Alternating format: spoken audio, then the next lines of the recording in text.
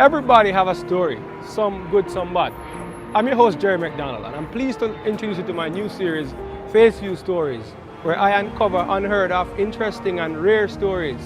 So if you or anyone you know have a story to tell about what happened to you or what you witnessed, reach out to us. Our contact information is in the link below. There was one Friday night, me and my friends, or I say my team, because we're DJs, promoters, with an event we were going to in Mount Vernon, New York. And so I was at my home in the Bronx, getting ready. Team was there, setting up and planning what we had to do, pre-game, in that kind of situation. So we went out that night, was doing pretty good. Event seemed to be nice, good crowd. And for some reason I was outside. I don't remember exactly why I was outside, but my partner was out there. He was there with security. Some people wanted to come in, and the club was almost done. I was like, all right, you know what? You can come in and worry about the money. We just have to get searched. And for some reason, since we said search, the people's face and their demeanor changed. I think it's probably about 3 guys and like 1 female that was there, if I remember correctly. And security wanted to search one of the guys, and the guys refused to get searched. I said, yo, this guy to get searched to come in, and that was it. Then shots went off, but not from the person that was going with security. Not realizing that shot caught me. And blanked out for a bit. Everybody, I guess, ran inside and stuff like that. My team and my friends, I would say, they realized I wasn't inside, so they had to come back out. And when they came back out, and at that time I was on the floor, kind of dazed, not realizing what really happened at the time. And my friend picked me up and I was like, yo, you're good? I was like, yeah, I'm all right.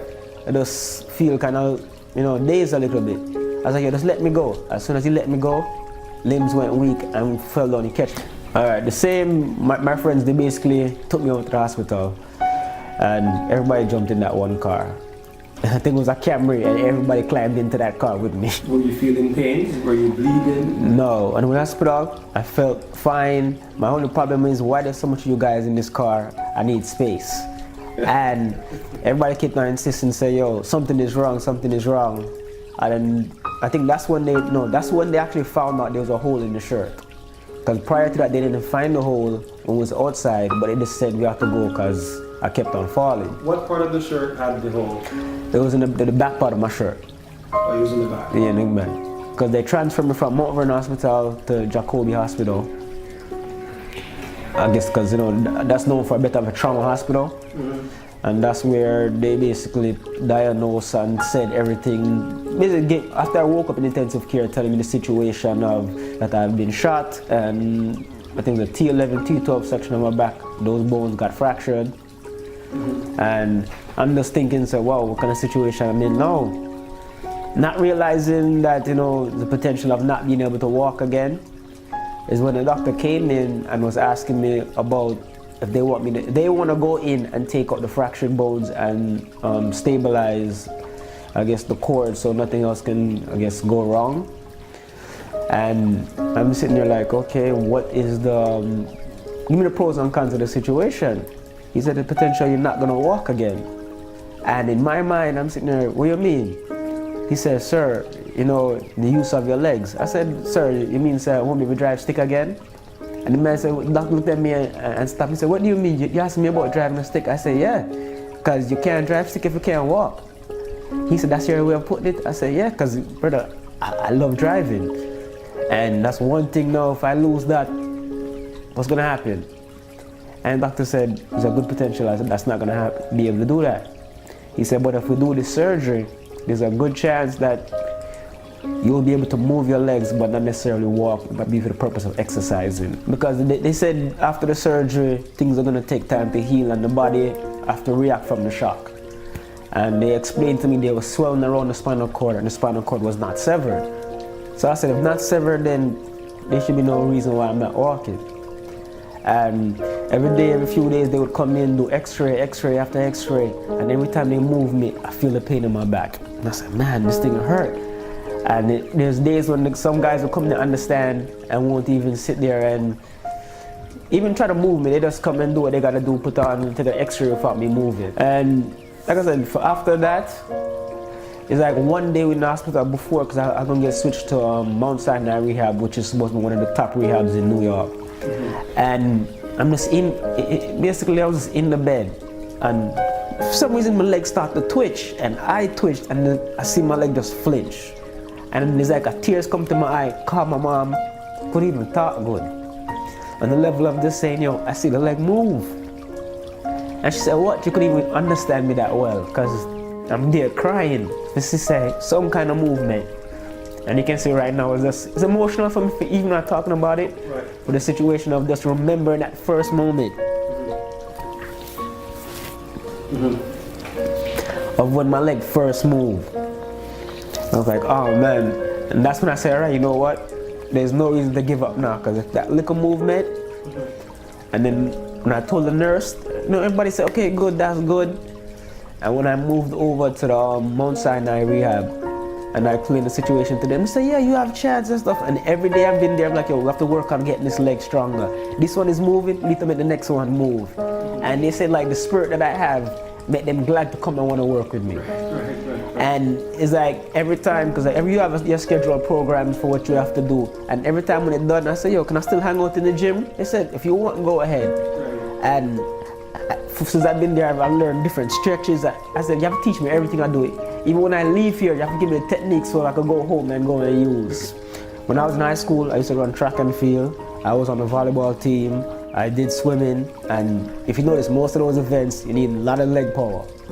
And the thing with that was, I'm used to getting up in the morning, jumping up, moving. Now, I get up in the morning, it's more of a plan thing. Okay, I gotta get up, climb over to the chair, then move this way. Putting on your pants takes longer, putting on your shirt takes longer. Everything, time is just stretched out more. Compared to, you stand up, drag on your pants, and you can run through that door. Right. I can't just drag on the pants and run through that door as I used to do before. Right. Everything is just a time thing, kind of a little bit slower. But some people say I move faster than them. So I have that strong support, and I'm always doing things, so I still have happy days. There's nothing like, there's probably every once in a while where, say, my daughter will come to me, and she will say certain things, and I kind of feel it, but for her, I just can't push it out there to say, okay, yo, I'm down because of it. Like what? Like, say, some of the time she, oh, come dance with me. And I said, there's ways to still dance in the chair, but it makes me think I want to say, no, when she get married, she have to do that dance with her father, or her father walk her down the aisle. There is times when my daughter would say certain things to me. Like, for example, she said, let's dance. And in my head, I look at it, I can dance her in the chair, but it's not the same as, stand up and dancing with her.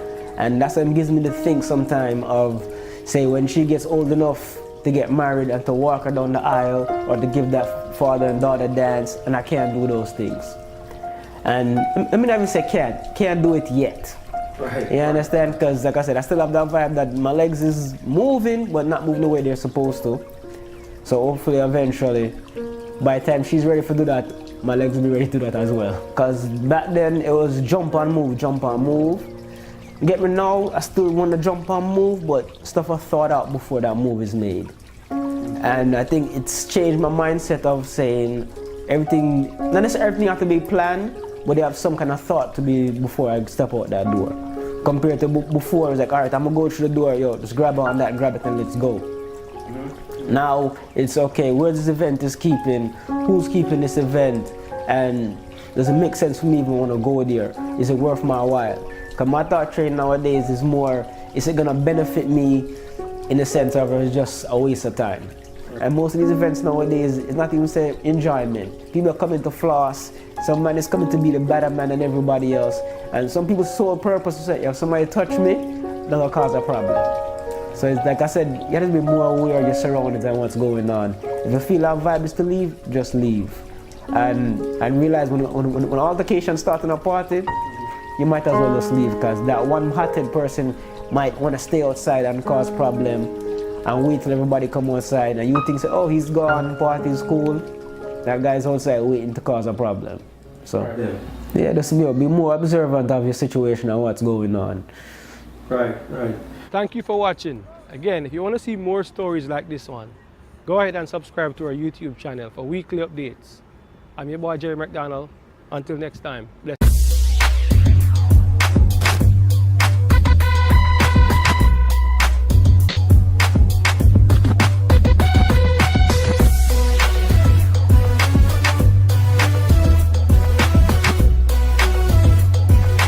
I'm Jerry McDonald. Keep it locked to FaceVu Stories, where we uncover life and experiences.